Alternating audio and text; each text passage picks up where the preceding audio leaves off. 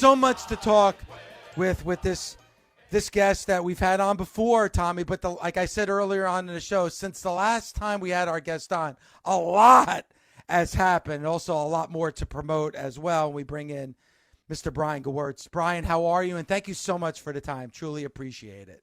Well, thanks. Yeah, Dreamer texted me. I'm sure you heard the story, and was like, "Sorry to put you on the spot, Tommy," but was like, "Hey, we'd love to have you on. I know you got heat with Dave," and I'm like, "I didn't know I had heat with Dave. Why? Because he likes Cody, and I like what are we, 7? Like, no, there's no heat. Fine." So well, maybe you don't know Dave LaGreca, so and I don't. He also asked before you came on, do you think Brian likes me? And I was like, I don't know. Maybe I'm the guy who's actually passing notes back and forth right now. Yeah, I know that feeling. But there were times that I think a lot of people acted like 7-year-olds, but that wasn't coming from me. But Brian, I mean, there's a lot to get into. First and foremost, I want to promote the book, and Tommy and I both read it, both love it. It's still available at Amazon.com. There's just it's on sale on Amazon. I noticed it. I have no control of the pricing, but all of a sudden the pricing went down to like $10, and great. So all right, good spring sale. So yeah, there's just one problem: true tales from the former one-time 7th most powerful person in the WWE. Also, and we'll get into this as well as we go on, who really killed WCW, the documentary that's dropping on Vice coming up next month. So a lot to talk about, Brian. But let's get into what really changed the landscape, not only in the WWE, but the world of professional wrestling. Brian, everybody knows that you are the man behind the man, and that is The Rock. Rock comes back to the world, to the WWE, but also before that even happens on our TV, major influence what's going on behind the scenes with The Rock and this new era in the WWE. So a lot. I mean, there is a lot that happened, Brian, as we got closer and closer to WrestleMania 40.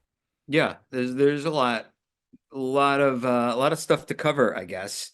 I don't even mind giving, there's a doc coming out. It's in WWE's hands. I'm not sure, I'm sure they're strategizing on, best way to release it and everything. And it's great. I've seen it. It's one of the most eye-opening peeks behind it. Well, it's called Behind the Curtain, and I guess for good reason. And it covers, a lot of this, but I certainly wouldn't mind going through, because it's almost therapeutic, to all right, now it's over. It was successful. Let's take like a step back and go through the timeline of how this all came to be. And I think if you're going to do that, you need to give a little nod to WrestleMania. I think it was 31, wherever it was in San Francisco. Mm-hmm. And I bring that one up because that is when we did a thing with Rock and Ronda Rousey and Triple H and Steph. And it was a great segment. And the idea behind that segment was eventually to get to a Rock and Ronda versus Triple H and Steph tag match. And that's what was penciled in, the proverbial penciled in. Things change, movie schedules shift, lots of different, variables come into play. And what was a scheduled match doesn't happen. And it all works out. Kurt Angle, a few years later ended up teaming with Ronda. It's a great match. But this is something to keep in mind because, as we get into this, as as Rock's talked about with McAfee and everything else, Rock versus Roman was talked about for WrestleMania 39 in LA. And I wasn't a part of those talks, but, I've heard just like everyone else, and I've also sidebarred with Rock on it. It was very close to happening. It didn't happen for a specific creative reason, which isn't my story to tell. That's Rock's story to tell one day. But after, around when WrestleMania 39 happened, I called my friend at WWE, Tommy knows, on the creative team. And I just said, hey, just so you know, I've been talking with Rock, and similar to the Rock Ronda tag match, I said, there's a good chance that Rock and Roman might be a possibility for WrestleMania 40. This is, a year before. I said, what do you guys plan for WrestleMania 40? And he's like, well, as you saw, this is after WrestleMania 39, the day after. So Cody lost. The idea is to give him a solid year to, go through many trials and tribulations, starting with Brock, and then do the rematch at WrestleMania 40. I said, okay, great. Like, well, this might exist, just so you know. I'm just letting you know. You don't need to change anything. You don't need, because who knows? So many, that's, as you know, a year in advance, so many different things can happen. But just know in the back of your mind that he's thinking about it and it might happen. And the attitude, and it wasn't just between me and, the writer, it was, within the inner circle, it would be like, you know what? That's great. We're going to do our thing. You let us know on your end. And if it gets to it, it's a great problem to have to, one storyline, great built WrestleMania, and this other dream match that's been talked about for a while. Now, because Brian, you don't understand Captain Crazy here. David, if now we were timelining you and your psychopathness and love, which I love, and passion for professional wrestling, you then went on a bit of a LaGreca rant about why would The Rock say this on Pat McAfee's show if he wasn't going to try to put himself in to the main event. Do you remember that? Yeah, well, of course I do. I still have ulcers from that rant that I had. Okay. But, like what Brian was talking about earlier, and you were too, Tommy, we're going to react to what we see and what we hear. I did take exception to The Rock going on a public platform talking about how he could have been a part of WrestleMania 39. And who knows, maybe I could be a part of WrestleMania 40. I thought it was a bit of a slight. This is the way I took it. And I obviously am going to give my opinion on the air here on Busted Open that, hey, you're kind of downgrading what exactly happened at WrestleMania 39 and what we're building towards for WrestleMania 40. Because as soon as you say those words, then everybody's attention and eyes are going to go off of Cody and Roman and immediately start talking about the possibility of Rock and Roman. And Brian, that's exactly what happened. The next day, immediately after he used that public platform to make those comments, and by the way, never putting over what happened at WrestleMania 39 and never giving credit to the roster and what they were able to build. The biggest WrestleMania of all time, which was at the time WrestleMania 39, which I also took exception to. Immediately, Brian, everybody started talking about Rock and Roman, and I thought that you're completely derailing the story that we've been watching and building each and every week on Monday Night Raw. And now, Brian, one last before I'll let you continue. Also, Cody losing, my poor friend went into severe depression when myself, Bully, Mark Henry, Mickie James were all like, it's going to help Cody in the long run. But he didn't want that. He wanted that instant gratification now. Cody has to win now. So now I will. Well, no, wait. But yes, I mean, obviously that's the reaction of a fan. But then I kind of stood it now. Brian, did I say those things exactly the way I just said it in this interview? No, I was yelling and screaming, and some other coarse words were probably coming out of my mouth as well. But Brian, that's honestly exactly how I felt. It's very genuine in his passion. And that's your thing. That's fine. That's how you've grown this audience, and the success is speaking from the heart on things that you hear. And all I'll say to that is, this wasn't, this McAfee interview, it wasn't like a strategic, okay, we're going to cover this, and we're going to do it in a very elevated strategic way. And we're going to make sure that this is covered and this is covered. He was asked about, were you going to have to do WrestleMania? And he answered off the cuff, honestly. And I don't think it was designed to be like, all right, I need to give an answer, but I also need to put over Cody and the company, and I need to do, and like, no, we were talking about 39. I might do 40. I don't think he was, thinking anything more than, you're asking me a question, I'm giving you an answer. But the interesting thing about Denver in September is he ended up doing SmackDown with Austin Theory. And the crazy thing about that is when we boarded, me from New York, planes to go to Colorado, we had no idea WWE was even in Denver. That was, if you recall, that was like a letter had gone out in terms of the possible layoffs at WWE. So I texted my friend who works there and asked if she was safe. And she was like, yeah, I'm just in Denver for SmackDown. I'm like, you're in Denver for SmackDown? That's where we're going for game day. What the hell? So I told Rock, he called Nick Khan. Next thing you know, he's on the show. And I think that kind of is something I can't speak to. Certainly Tommy could speak to. But, you know, a little bit of a rush when you're performing like that and you hear the audience and it kind of like gets you back in the mindset. And I think, you know, in Rock, he, you know, was looking to see if it was a possibility for, you know, over a year. I think the Denver show kind of like got the juices flowing. I think schedules started getting rearranged. Business side stuff with TKO and everything started to come into focus. And it started, you know, in the fall looking more and more like a possibility. And that kind of led us to, I'll pinpoint January 1st, the promo with Jinder in San Diego. Because at that point, it was looking very much like a possibility that Rock and Roman was going to happen. And we had a meeting in Rock's, he rented a hotel room for the day in San Diego. It was me, Rock, Triple H, and Nick. And we talked about it all, Nick Khan, and we talked about it all. And Triple H was very, as you would imagine, aware and astute of the concurrent Cody storyline and brought that up. And we talked about that for a while. And at the end of that meeting, this is what's also funny that people don't know is that everyone enjoyed, I think, for what it was, the promo with Jinder. But what everyone was talking about at the end of it was, should The Rock sit at the bar? Should he sit at the booth, or should he sit at the head of the table? And that came about super late into our meeting in San Diego at the hotel, because as we were talking about Cody, it was said, well, you know what? I hear you. Maybe we should do a little test polling of the audience, and not just the audience in San Diego, but the audience all over the world. What if I kind of teased it without saying it directly?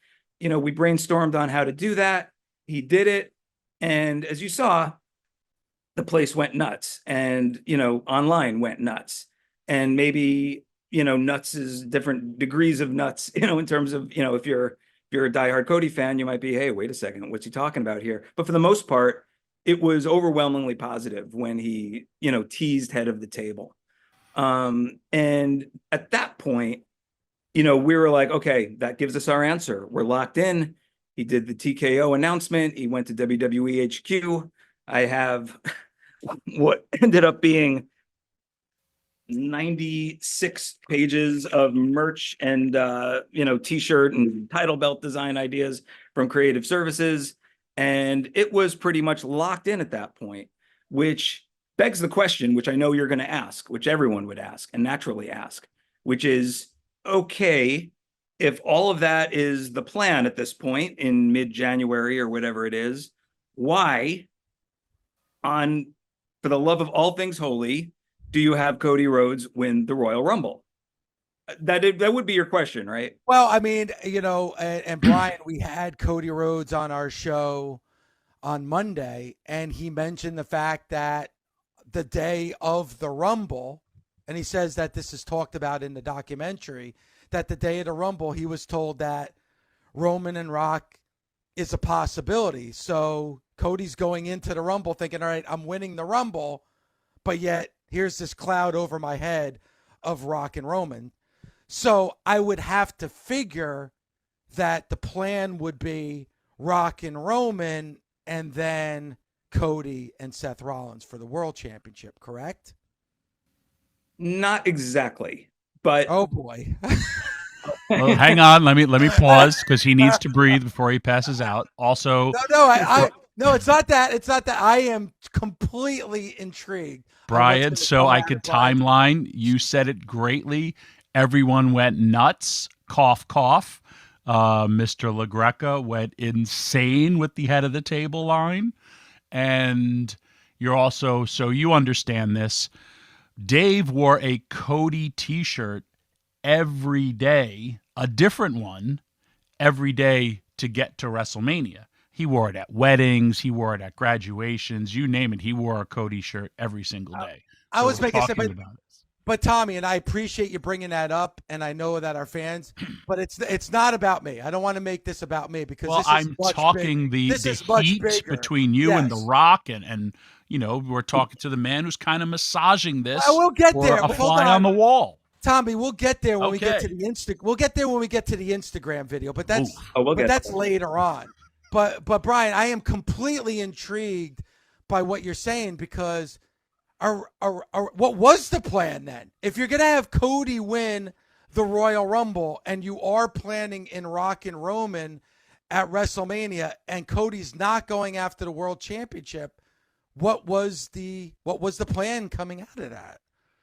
Well, let me backtrack for a second Okay. and just say there's the idea of Cody winning the Rumble, I thought, was problematic.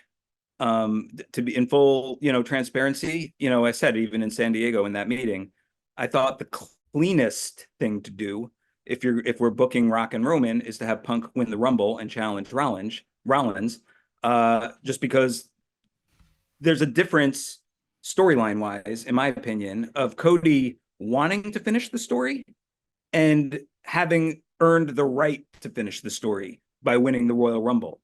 Once you win the Royal Rumble, that dynamic changes from I want to donate my hamstring to OG Anunoby so we could beat the Pacers in the playoff. That's not going to happen.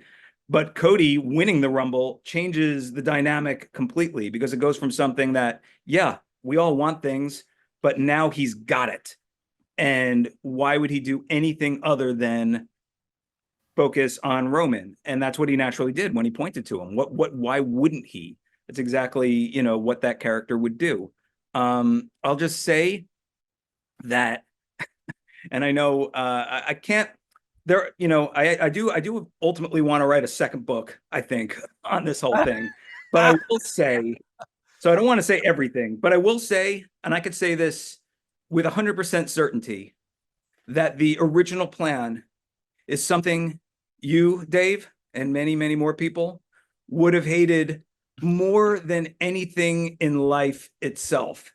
I can't overstate that or understate that. I can't state that any more clear. But Punk gets hurt and the dominoes start falling and things start shifting. And then we get to a point now where the WrestleMania press conference is coming up.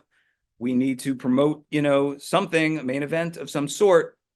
And we're in this space. And now we get to the infamous Birmingham, Alabama promo, which I made the fatal mistake of talking about in elevated comic terms on another podcast. I won't do that here necessarily, but I will say this. So we're at this place now where the idea at least, and it wasn't necessarily my idea, but we all sort of said, all right, this is where we're at, which is, okay, the story for Cody is to win the belt that his dad could never win. Mm-hmm. It's not to beat Roman Reigns, and it's not to do it at WrestleMania. It's technically, and now obviously that's the most ideal place to do it, and that's the best version of it. But the idea is that's his story. I need to win this belt. So, and again, I'm not saying this is necessarily a good idea, but this is where we were left with after the injuries and after everything else, is that if Cody himself somewhat endorses this idea and paves the way for Rock and Roman, and if he does it, in a confident kind of like, I know what I'm doing, everybody, and Cody certainly tweeted that, maybe not, but maybe the audience will go along with it. And and again, I'll be very clear on this because I don't want there to be any ambiguity. It is nearly an impossible situation to put Cody in, because he can't be like he just won the freaking Showcase Showdown on The Price is Right.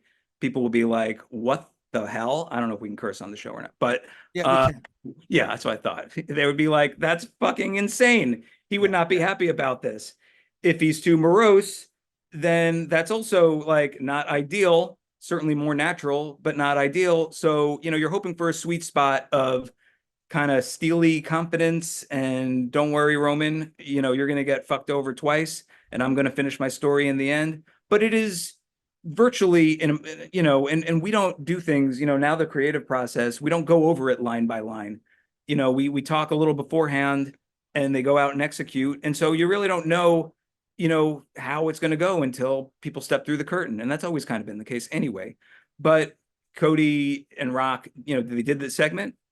It was, I will say it was a little more, downtrodden than I was expecting watching from the audience. But again, it's an impossible position for Cody All to right, be. so Brian, let me ask you just to jump in for a second. What type of reaction were you hoping for from Cody? Because you're right, it was downtrodden. It didn't come off the way I'm sure everybody wanted it to be. But what was the reaction you were hoping would come across on TV? I guess a little bit more, like I was saying, like steely confidence and, I'm playing chess, you're playing checkers, I'm one step ahead of you. Like when I say like a smile, I don't mean like a Randy Orton go out and smile and do your pose thing, which everyone hates, but more like, I got you, Roman, and I'm finishing my story and you're going to get fucked. And this is all going to work in the end type of thing. But again, it's Cody, this is why I say I don't blame Cody, because Cody and Rock, I know, sidebarred on this. I think Cody's attitude was, well, I don't like the decision, but I understand the business that could be done here, so I'll go ahead as best as I can do it. And he did it. And at the time we certainly weren't thinking, oh my God, Cody ruined our brilliant creative, because all of us going into it were like, I don't know if this is going to work, but let's see what happens. And for a second, it seemed fine because the crowd in Birmingham popped, big. Rock and Roman had their stare off. Everyone in Gorilla afterwards were, being, okay, great, we're on track.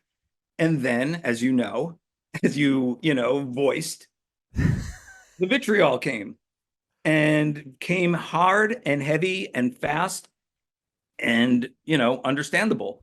Because again, I don't know necessarily if the same vitriol would have happened if Cody did not win the Royal Rumble. Certainly would come from some sects, but maybe not as massive. But it happened, and everyone gets it. And then the next thing that happened after that basically changed the course of WWE history in a way, because I got a voice message from Rock that weekend. So SmackDown was Friday. I got it. I think he gave it to me late, like 4:00 in the morning, his time. He was in Hawaii on Saturday. I got it Sunday morning, and he left me a voice message saying, okay, hear this one out. What if I turned heel? I'm just saying, what if I turned heel? What if we completely flip this thing on its ear and we go in an entirely different direction? And granted, this is before, even like the arena started. I know that house show, one started getting online traction and everything. I think he read the tea leaves, but I also think we always have talked about it. I said this before, like when we working on promos together, being like, oh man, if you were a heel, you could say blank. I think he's always kind of wanted to try to do it, but that's what he proposed. He then proposed the tag match as the main event of WrestleMania, to which I said, because he liked, the elements, he liked teaming with Roman, that image of badassery. He liked the throwback to WrestleMania 1 and the big tag match that main evented the show. And I said, I love the tag match too, but that can't be the main event. That could be night one main event, but I don't think there's a world that exists anymore that can't end with Cody beating Roman for the title on night two.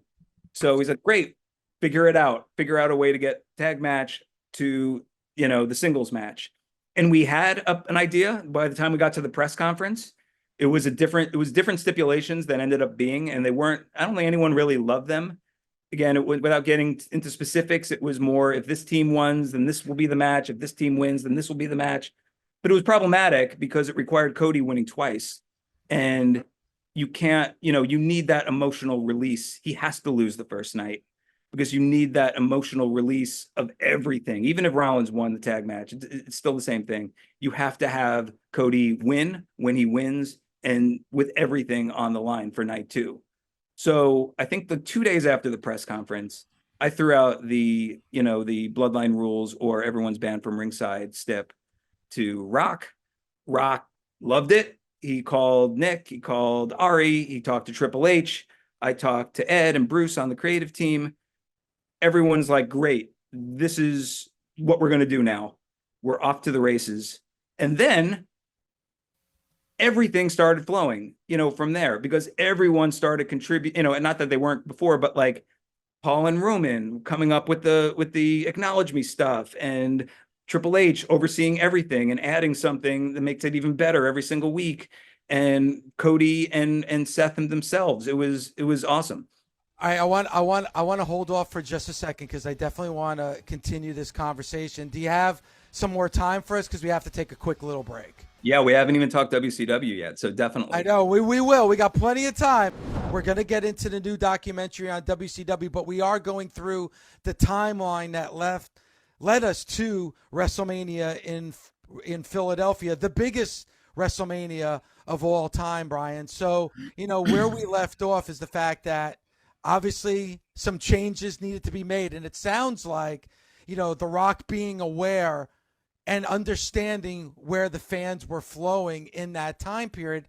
And I use the word flow because once you guys were in that right direction, it felt like everything started to come together creatively. For sure. And it was a lot more fun too, because, we had a story in mind with Rock and Roman and stipulations with that match and involving other members of the bloodline. It would have been fine. It probably would have been great, if this, other story wasn't,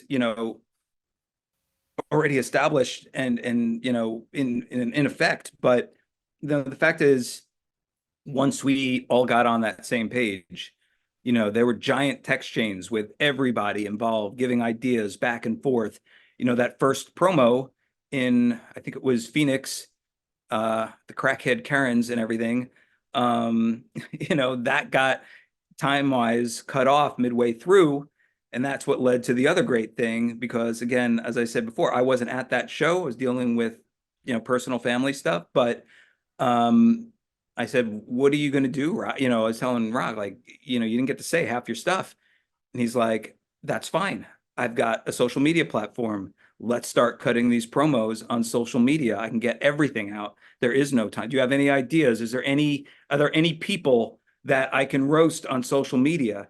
And I said, oh my God, there's this guy who hosts a show called Busted Open, which you've probably heard of.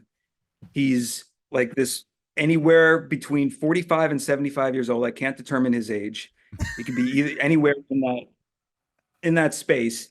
And he is the biggest Cody fan you've ever imagined. And he's like, yeah, okay. Oh, I've seen that. Yeah. Let's send me that clip. That's going to be fun. So I did that. We got some others. And that's when, I don't even think he was calling himself the boss, but not the final boss yet.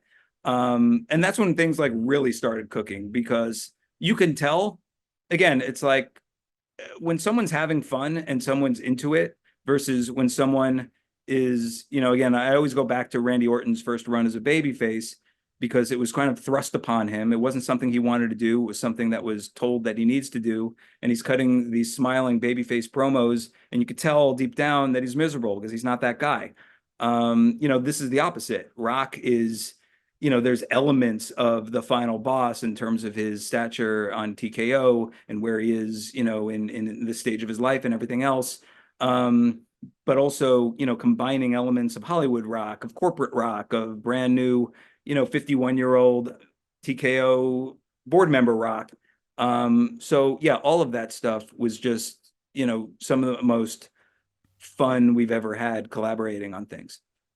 So let me ask you, Brian, was there a time, because there was a lot of criticism, was there a time where The Rock maybe was bothered by the criticism? Like, I'm sure there was a point where he thought, all right, I'm going to come back. I'm going to be embraced. I'm The Rock.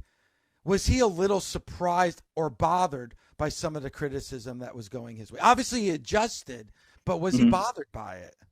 I would say, look, that would be an answer that he would have to give, like, full first person to first person.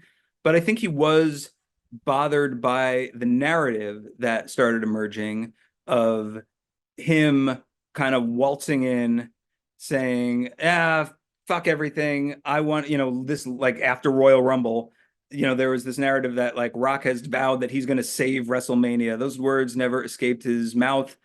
this was, again, something that had been building for years that conceivably would have happened had not for a certain specific creative thing at WrestleMania 39.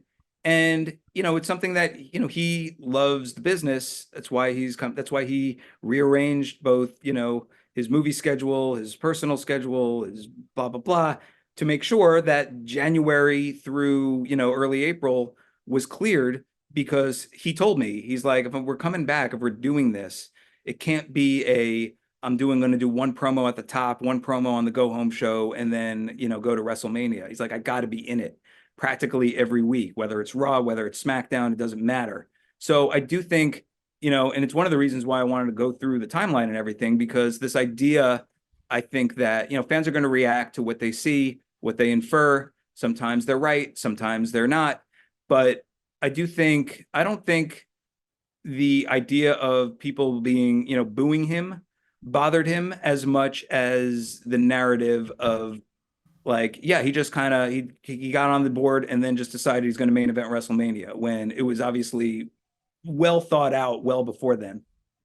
Yeah, and I guess in a lot of ways that was kind of my narrative on the show going in. So let me just ask you, like, if I were to bump into The Rock, Brian, let's just say The Rock and I bump into each other, which would never happen because we don't, obviously, he's never comes to Vernon, New Jersey. But if that were to ever happen, would he be like, hey, man, appreciate your passion and your love for the business? Or he'd be like, you know what, fuck you? Like, or would it be it's somewhere in between? Who in the blue hell are no? I think it would be more the former than the latter, because I think there's a, like, he knows what he's doing, and he knows, in terms of roasting you, for instance, there's like hey, this Dave should probably love this. There's a platform with 397 million people on Instagram watching a clip of his show. I think, there's not like this, like, you led them against me. I don't think that. Again, I think he says, let's look at it from a 50,000 foot perspective. Let's look at, like, all the angles, all the business side of it. Let's look at what's really, happening here. So yeah, I think he would have quite a fun. It wouldn't be like, come on in, you, and have a big hug and, talk about your favorite Cody moments and, sing Kumbaya or what have you. But I think he'd be very cool. And now, David, I mean, you kind of glanced over it, but it was actually Brian who sent Rock the clip of you in the pink bathrobe. And Brian, what a day he had. Pink bathrobe, disheveled hair. I mean, it was a real thing. I mean, you kind of owe Brian either a thank you or like royalties for all those pink robes you sold and all that stuff, because he's the guy who set that up. He's the wizard behind the curtain. I just thought it was, there's a lot of things obviously going on in the world, a lot of serious issues going on in the world. And of all the things Not in this man's flagging, to all the things to be like, this is my issue that I'm going to be the most passionate about. And that is, at the end of the day, but my wrestler isn't going to be in the wrestling match that I want him to be in. Brian, that infamous interview with Pat McAfee when The Rock first brought up the Cody Crybabies. Yes. So, and you said he disrespected the business and his family. Yeah. Continue. No, but that's different. That was the other one. That was before that interview was before The Rock came back. Okay, I'm talking about after The Rock was back and he went on Pat McAfee and he talked about all the 50-year-old men that aren't playing with their kids and are typing out like, no, Cody's not in the main event. Brian, I'm in my car. We had just finished with Busted Open. Busted Open ends at noon. The Rock came on Pat McAfee's show sometime early that afternoon. I'm in my car, and I hear that, and I'm like, this motherfucker. And I turn the car around, and I call my boss, Eddie Priscilla, and I was like, Eddie, you got to put me on the air right now. I need to go on the air right now. And then, it was Brian, and thank you, because obviously you know what you're doing. It couldn't have been played any perfectly than the way that this was played, because you're right. I was that guy. I was the whiner and complainer. I mean, I am the one who did my show the next day in my wife's pink robe without showering and my hair disheveled because I couldn't sleep because I was worried that Cody was no longer in the main event. I'm that guy. And I don't apologize for it, but I noticed. my God, you painted a beautiful word picture, my friend. That was, yeah. I mean, like I said, there was, and look, there's some of your conspiracy theories. Like I heard you on Cheap Heat being like, of course, The Rock posts the video after Busted Open goes off the air. I'm like, believe me, it is not thought that far through. I don't think. I even had to ask Tommy what time is the show on. It's not that deep, but I'm glad. He was afraid. Listen, Brian, he was afraid. If he put that video up, it cuts hard here. Listen, wait, hold on, Tommy. He knows, like he does his homework. The Rock is a smart man. You're gonna tell me that he posts that video on Instagram at exactly 12 noon, the exact time that our show goes off the air? I'm not buying it. You're on every day. You can't respond to it whenever you want. He posted it when he posted it. I have no idea, like, if there was any. I know for a fact it wasn't due to the Busted Open going off the air. I know that he knows that Bully and Mark Henry were on the show. They weren't screaming and ranting like, like Cody Rhodes, lunatics. So he didn't mention them in the promo. It's that simple. But he, he enjoyed every second of it. I think the final boss character is, of all the, incarnations of The Rock, from People's Champ to Corporate Rock, obviously Rocky Maivia, Flex Kavana, all that stuff, to, Team Bring It and Rock and all that.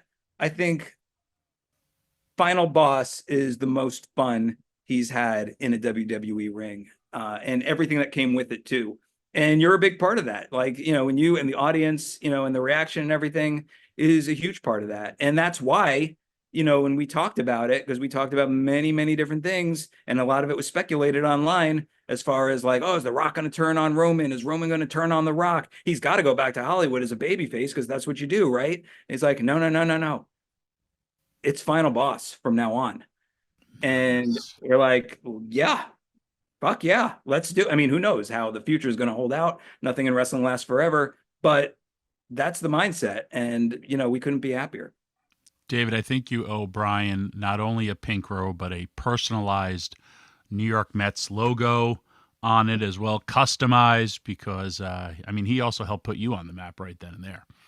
Well, I mean, Brian, I think we helped each other in a lot of ways because I was definitely low-hanging fruit. I mean, Sure. Let's get a middle-aged old man that's whining about Cody Rhodes not being a main event. Oh, there's Dave LaGreca in his wife's pink robe ranting and raving about The Rock. I mean, but dude, Brian, seriously, thank you, because it brought so much attention to the show. But Brian, at the same time, the guy that Tommy's describing and the guy that you're describing was who I was in that moment. I don't fake it for the audience. And I was pretty pissed off following Cody's story and knowing what was about to happen. So the one thing I do want to ask you about, because it was huge, and Brian, and I'm being completely honest with you, my producer Paul and I watched it at a sports bar. And then on my drive home, I must have made and received 13 phone calls on the ride home. Was that press conference in Las Vegas? Was that the reaction that you were hoping for? Was the reaction that The Rock got from that Vegas crowd? Because that's a tough crowd. Like Vegas, I would think, it's not New York, it's not Chicago. I would think the most neutral crowd you could probably find is that Vegas crowd. Was that the crowd reaction that you were hoping for, the way that crowd reacted in Vegas at that press conference? 100%. And we met, all of us, everyone involved in that press conference met for a long time the night before that press conference. And that's also when they were doing, all the, promo video type stuff, the four guys walking together and all that kind of thing. We knew where we were going at that point. We knew that the slap was going to happen. We knew that Cody was going to finally say, this is bullshit. Didn't know like every single line, every single thing. That's the beauty of it. There's a lot of creative freedom now that wasn't, necessarily there before. But yeah, knowing that we're doing the tag match now, that's, it was perfect. That was exactly, what we wanted. And by the way, and Rock too is like, this is a whole new, like, he's thinking in terms of like different, even beyond like my capacity in terms of like, I was like many people like in Memphis being like, well, here, you could shit on Memphis this way, that way, that way, that way. And he's like, no, I lived here when we were evicted from Hawaii. I did my training here.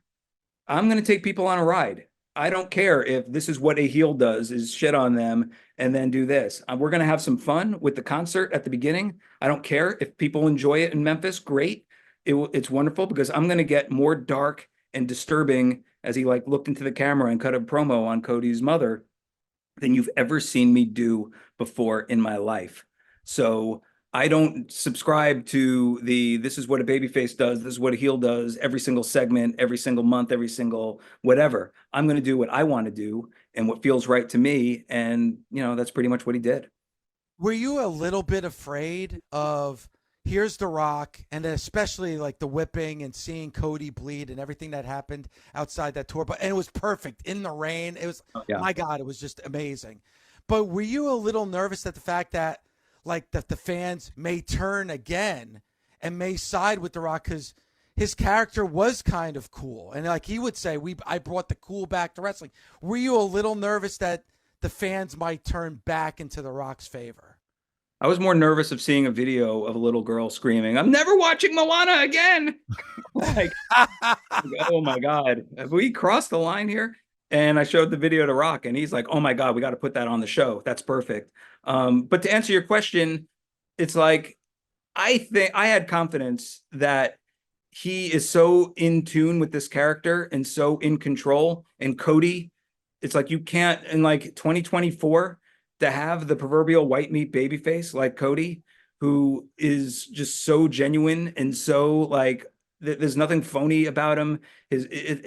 It really is. And we said this before, Rock's made this analogy before. I think even Cody has the Luke Skywalker, Darth Vader, analogy to it. It's like, I wasn't worried of a shift in terms of people booing Cody and cheering Rock. I think some people might find it cool and might be, in cheer moments and that kind of thing. But overall, I did not see the fans' faith in Cody wavering. I will say this, Brian. Thank you for giving us that story going into WrestleMania 40, and for the match that we saw at WrestleMania 40 with everything that went on that night and the biggest WrestleMania of all time, a huge success. So I'm sure whenever you look back at the story going in and what happened at WrestleMania 40 and the success of WrestleMania 40, I don't know how you could ever top it. Like, that's got to be what you're most proud of when you look at your career, because it really changed the business. And like we talked about here on Busted Open, maybe the coolest thing that we've seen storyline wise in decades and decades in pro wrestling. Well, thanks. Yeah. And it's definitely my favorite angle to be a part of. And I really can't stress enough, and this isn't lip service, this is 100% true, just how much everybody from Triple H to Ed and Bruce and the entire WWE creative team to Roman and Paul Heyman to Cody and Seth and everybody in the production crew and everything else all came together and contributed immensely to this. Even Nick Khan, president, had a suggestion that was, led to a WrestleMania moment that is, the one that's talked about, all the time. It was really like, and it was so different because, in the past, it was sort of like you pitch your idea, you wait outside an office and see if it gets the thumbs up or thumbs down, like Roman Gladiator, whatever that movie was. But this was like truly collaborative, and text chains going back and forth, like 8 different text chains. I'm on 4 of them. I'm not on, like, wait, I wasn't on that one. What's happening? What's going on? And everyone, like, truly, like, once we all got post press conference, aligned and on the same page, that's when the best stuff came out. And it And is the greatest storyline ever told, right? Honestly, it's so good. Let me ask you this: just if you were back as head of creative in WWE, right? And someone proposes to you, you have the pencil, you're fully in charge. Hey, I You could want to have manage Cody guest on your show? Yeah. I would finally teach that kid a thing to do. No, go ahead. Sorry. I actually pitched that idea for the first one. Me and Cody's Corner to counter Paul Heyman and his evil bloodline. That was last. That was a whole. That email was never answered by either guys, but I'm not on their text chains either. If you had in your back pocket where someone goes to you, I got Roman and Rock as my main event for WrestleMania, would you be like, that's something really, really good? Correct? Yeah. I mean, we've got like another quote unquote, I don't even want to call it a good problem because it's not a problem, but I think Rock and Cody as a rivalry, as a one-on-one match to happen one day is perfectly set up. I mean, you saw how it ended. You saw Cody describe it on your show, the overture that was, made and reciprocated in a way that he didn't find favorable and all that. And Rock and Roman, who are on the same page, storyline wise and real life wise and everything else, there's always, a path to get to that story if we ever want to tell it. So yeah, it's a good problem to have. There's a lot of variables as far as, what comes after and who's going where and who's doing what and all that. But if you told me point blank right now, like, hey, you have the pencil, would you want to do Cody versus Rock or Roman versus Rock? As a fan, for me, I'd personally like to see Cody versus Rock right now based on where those characters are. Oh, absolutely. Great interview, man. Like it was following this along was awesome. Really was. Thank you again, Brian, really appreciate it, you breaking it down. And like you said, it's a good problem to have. Really quick, because then we got to take a break. And Brian, I'm sorry, I've already asked a lot of time from you, but I really want to come back and talk about the documentary that's dropping. Do you have a little bit more time? Yes, absolutely. Let's do it. All right. But before we break, I do want to ask you, I mean, this is a lot of ups and downs for Cody. Here's Cody, and he's winning the Rumble. Not sure about how was Cody's demeanor during this entire roller coaster ride, during this entire time. He's got a great poker face, I think, in the sense of if there was something like truly bothering him or freaking out, I never saw it.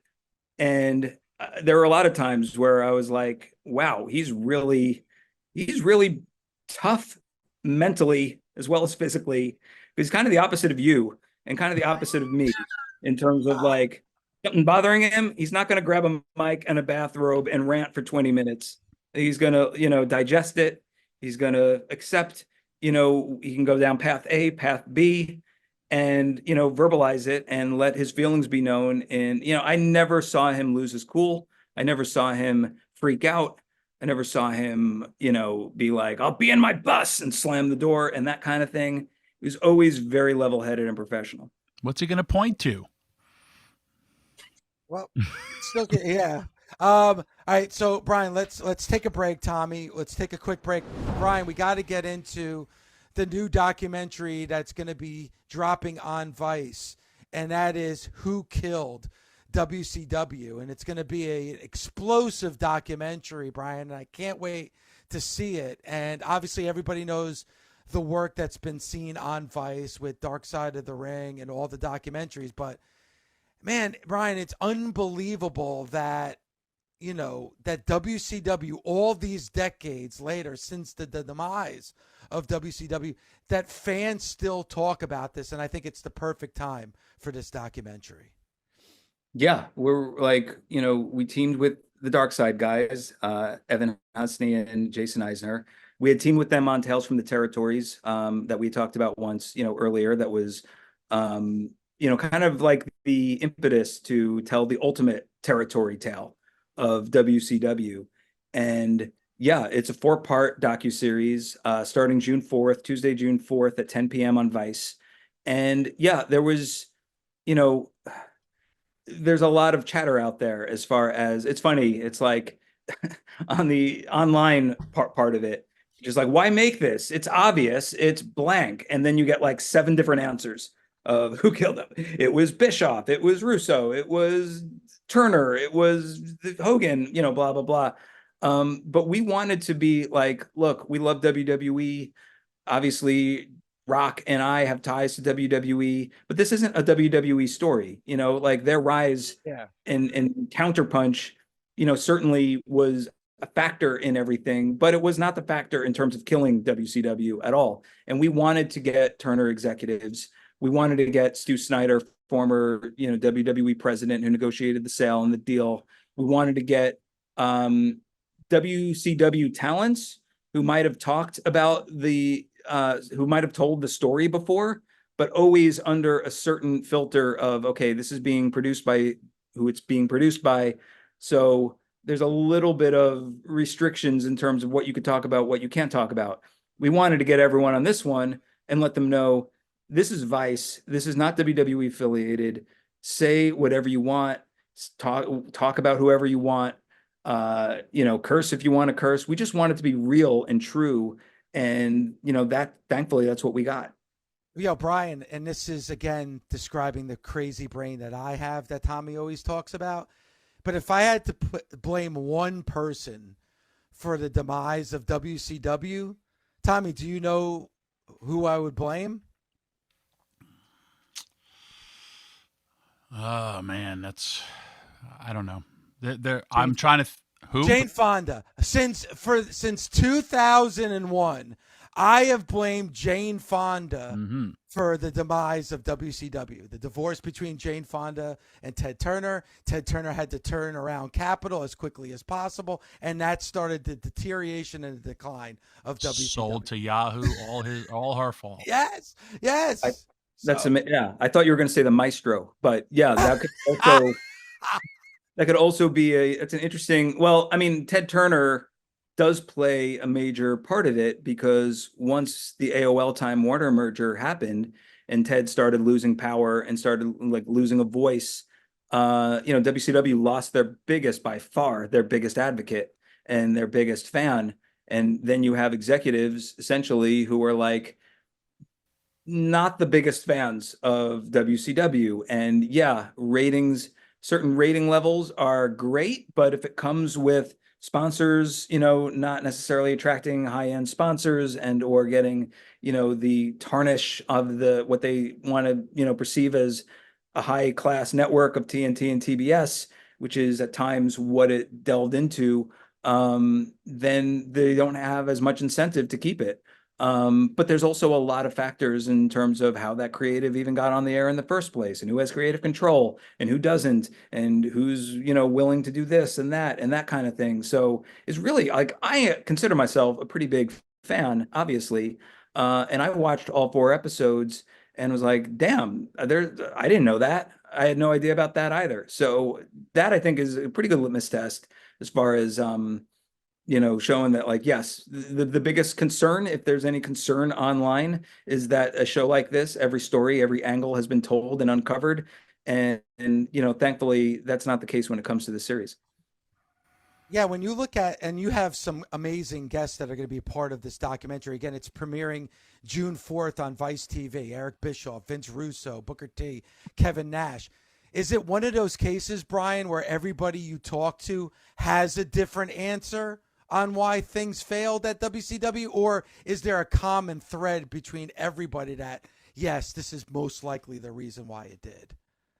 Oh, there's so many, differing opinions and, counterpoints. I don't think that's kind of the beauty of it, is that everyone has Bret Hart's answer, because that question is point blank asked at a certain point to all the people being interviewed, and everybody has their own take and their own answer. Bret's answer is going to be different than Goldberg's answer, is going to be different than Brad Siegel's answer. It's going to be different, than, DDP and David Arquette's answer. So yeah, there's definitely a lot of, differing opinions and people coming from different places. And that's what kind of interested us in telling the story, because it isn't as black and white as, okay, Turner execs wanted to kill it and they killed it. And that's definitely a major part of it. But then you get into the why and the how, and how did it get to that place, and how did it get to 83 weeks of dominance, to, complete backstage anarchy and finger pointing and reboot after reboot after reboot. And, again, Turner execs, some being bigger fans than others, but not having the advocate once Ted left, and the sale and stuff that gets brought up in small circles that has never been truly discussed on camera before. All that stuff we wanted in there. Look forward to I can't wait. Again, premiering June 4th on Vice TV. And, we still talk about WCW. Let me ask you this one question, Brian, and the fact that obviously the WWF eventually won the war. And now we see where we are here, 2 nights of WrestleMania, sold out stadiums. The business has never been hotter than it is right now, fiscally, and, a new generation of wrestling fans. What do you think the landscape of pro wrestling would have been or could have been if it was WCW who eventually won the war between them and the WWF?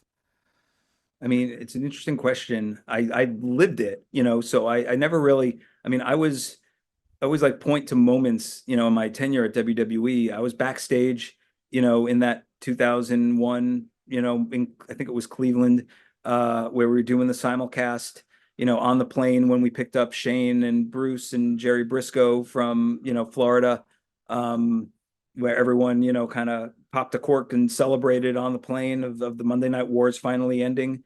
I didn't think about the historical context at the time. But, it was pretty, significant. It's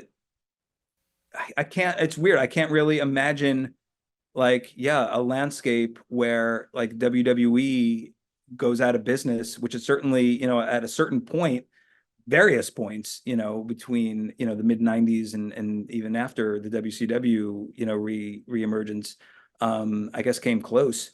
But yeah, I really don't know. I mean, WWE, became, especially, the characters like Stone Cold and The Rock and Undertaker and DX and Mick Foley and everyone else became so ingrained in pop culture and the zeitgeist, that it's hard to imagine, what would have happened had they ended up, going away. I can't answer that, I guess, is my rambling. Yeah, it's a tough question to answer. Yeah. Again, premiering June 4th on Vice. And listen, Brian, you mentioned it early. Tales from the Territories, absolutely amazing. Fantastic series. For somebody who thought I knew everything about the territories, it wasn't even close. I learned so much from that series. So I'm really looking forward to watching Who Killed WCW starting June 4th on Vice TV. Yeah, thanks. That's Rock and Danny Garcia, the production company, has a vested interest in all things wrestling, because at the end of the day, we're all big fans and we've all lived it. Obviously Rock's daughter, Simone's in NXT, and it's just an final boss just reemerging from WrestleMania. It's in our blood and it's in our DNA. And some people, the blood came, in generations before them. Some, like me, we were fans and then we entered the business, for better or worse at times. But it's something we love, and it's something we love to produce. We like to find new television shows, scripted, unscripted. It's why we acquired the life rights of Ric Flair, because we want to, tell that story too. There's so many stories to tell and so many different ways to tell it, that it's something that, we look forward to doing in the future. Brian, thank you for coming on, man. It's been a great interview. Our next guest is PCO, the former Pierre Carl Ouellette. Would you like me to stay on and we could interview him? You could ask him whatever happened to Bret Hart's jacket that he stole, because we don't know whatever happened to that. That should have been in that documentary. I remember Jean-Pierre Lafitte and WWE quite well, and the ominous eye patch. Yes, he's the best. He's awesome. He is. But now he's a Perfect Creation one. And Brian, really quick, and please, with all due respect, no matter how we feel as fans and the fandom and having this platform to be able to speak my mind, I don't think there's any doubt how much The Rock loves and respects the world of pro wrestling. And even these series that are coming out is an example of it. And the fact that he's still teaching and giving respect to the past and obviously the present and future of pro wrestling, he'll always have my respect. And it's great to see him back home in this world. So, and Awesome. Brian, thank you. And Brian, Will thank you you so apologize much to The Rock on your big platform? Will you apologize unnecessary. until he comes back? I don't think It's- you want And an you go crazy apology. again? Yeah, I don't like Brian just said, it's unnecessary. Why should I apologize for my fandom and my passion? I would never expect The Rock to apologize for his passion and fandom. That's what makes this art form of pro wrestling that we love so much. Hey, that's Tommy trying to stir things up. So Heyman will return his email about him managing Cody. Don't pay it any mind. That is true. I'm very bitter. Brian, thank you so much for the marathon, man. We had you on for well over an hour, but it was amazing. Brian, thank you so much. And really quick, it's on sale on Amazon. There's just one problem. True Tales from the former one-time 7th most powerful person in the WWE, Brian Gewirtz.